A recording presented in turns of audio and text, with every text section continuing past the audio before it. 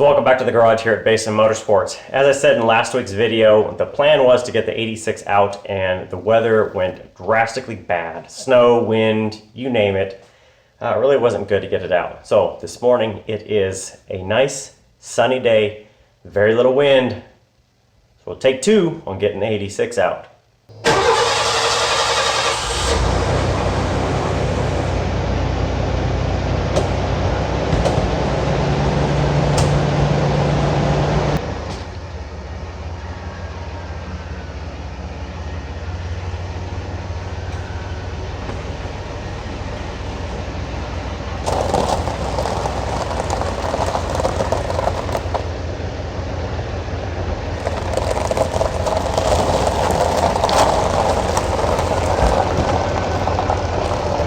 So with the car out of the way, you can kind of get a sense of how much dust this little quick sanding booth put together saves. So if I pull that out of the way, you can see all that dust that I've kind of swept up just off the ground is what has not been put out through the garage. So I need to get this cleaned up. This is just swept up off the ground. Everything's kind of picked up. I'll probably go through and vacuum it out too, just to get as much as I can. But now, we definitely need to get this car blown off with the compressor, get rid of as much dust as possible. Same with the extension cord, my rolly chair, and then the fenders. And then we can just put it back in there and start getting ready for cleaning and then painting trim and primering the rest of the body to where I need to.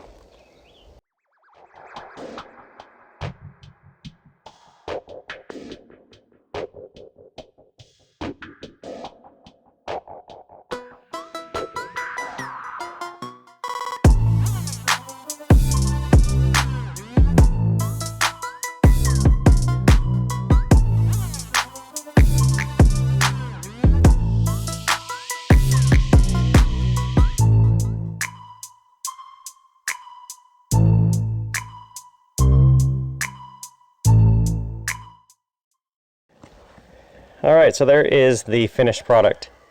All blown off, not wiped down. I need to wipe it down, and then you see some of the stuff I've gone through, the primer and the body filler and that. I just need to hit all this with primer. So it'll protect the metal.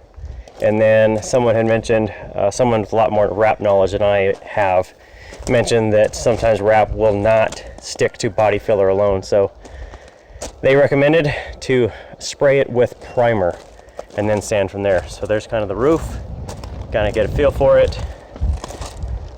The hatchback area, coming all the way around, you can see a lot of this deeper filler in that was just body damage, really. Just dent stings and all that from all the years. And there's the fenders, ready to go, same thing. So now it's just gonna be a matter of getting in the car. I'm gonna replace this paper on the windshield. It's about 2 years old, maybe. It's been sitting outside. It kind of got just haggard over time. So I'm gonna retape it and recover it with some fresh paper. Once I put it in, that way I can see where I'm going and not drive through the back of the building.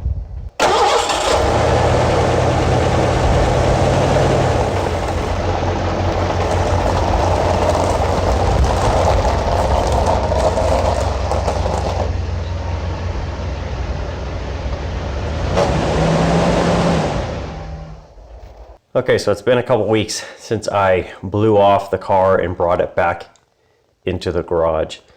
So what you'll see now is that the car is completely done with primer.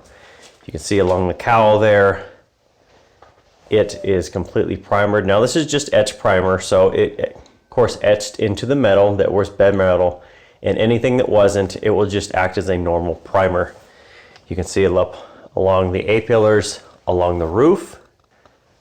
And you can look down on the body side, see all the doors are completely done. Rear quarters. You can see the front fenders are done.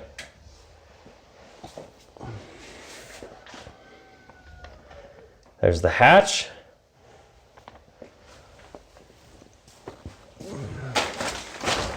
And then the opposite side. Now you notice on the hatch and some of the areas, there are still spots where it's the original gray paint. That area was not going to be in trouble for corrosion, I would say. It was not sanded that well, or it wasn't sanded through, I should say. So I don't really worry that it's going to have an issue with corrosion in the future. Of course, this area along the hatch was underneath the spoiler, so it really didn't see a lot of weathering. But areas like the fenders, where they were really full of surface rust and pitting, it took a lot of work to get a lot of it down to metal with body filler and then just doing the primer. So I think the next piece from here will be that I'm going to take off the tape. I'm going to redo all of the trim in the SEM exterior charcoal gray that it should be for the car, and then I will recover those and then sand all of the primer down to 1500 grit.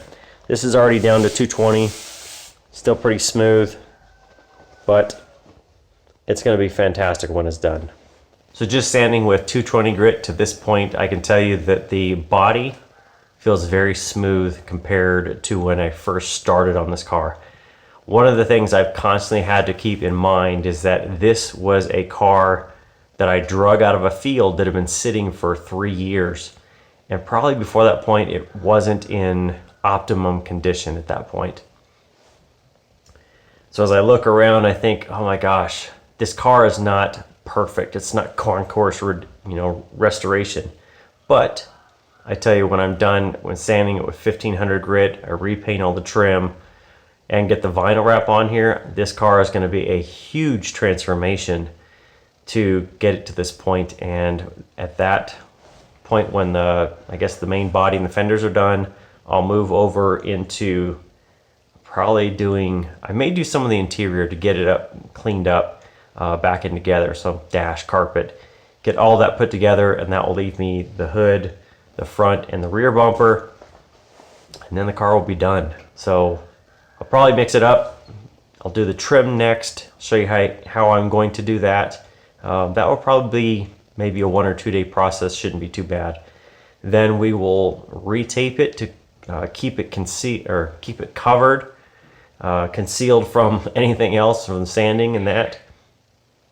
And at that point will then go back into sanding and then start the wrap, do the interior to get the car back together, and then probably finish up the last couple pieces.